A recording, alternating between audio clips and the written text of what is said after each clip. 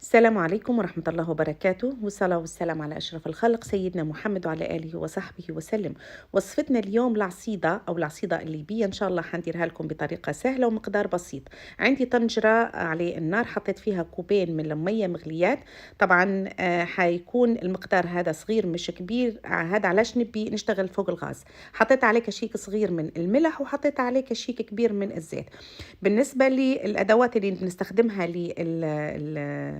للتعصيد، اللي هي المغرف أو كشيك اللوح على حسب كمية المقدار اللي عندي أو الطنجرة.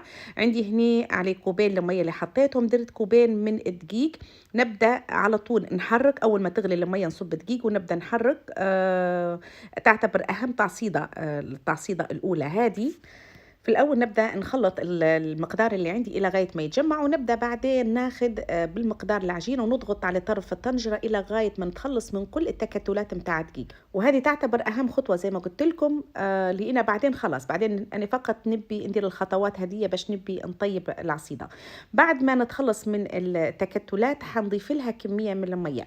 بالنسبة لزمان كنا لما نديروا العصيدة نحطوا كمية مية وبعدين نحطوا فيها شوية ملح. أول ما تغلي نقصوا منها المية في طنجرة تانية، وناخدوا المقدار اللي عندنا نحطوا فيه الزيت. لكن توا بحكم ان الجيل الجديد الأكثرية يبدأ خايف من ميزان العصيدة، فلما نكيلوا بالمقدار هدايا ونجهزوا مية تغلي جنبنا تكون أسهل على الجميع.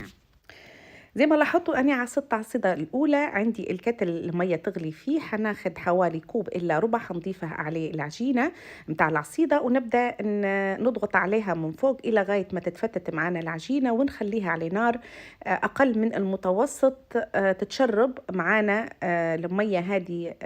ونقعدوا نقلبوا بمجرد ما نحسوها خلاص داخلت مع العجينة اللي عندنا، احنا هني نقصوا عليها النار ونبدأ نعصدوها للمرة الثانية.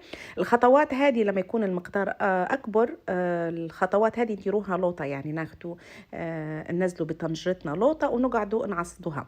خلاص بمجرد ما تتشرب معانا نبدو نخلطوا العجينة، نعصدوها، ونبدو نديروا نفس التعصيدة الأولى، ناخدوا بالكمية ونضغطوا على طرف الطنجرة إلى غاية ما تتجمع معانا كلها.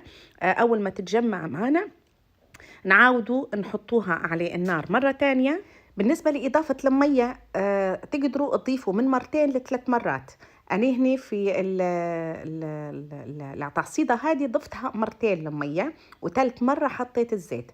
لكن لو حسيتوا عجينتكم قاعدة يابسة تقدروا تعودوها حتى 3 مرات. علاش احنا نديروا الخطوات هذه؟ باش حتى نضمنوا ان العصيدة طابت وفي نفس الوقت خدت القوام المناسب. في ناس تحبها شوية يابسة وفي ناس تحبها رطبة، أنا من الناس اللي نحبها رطبة.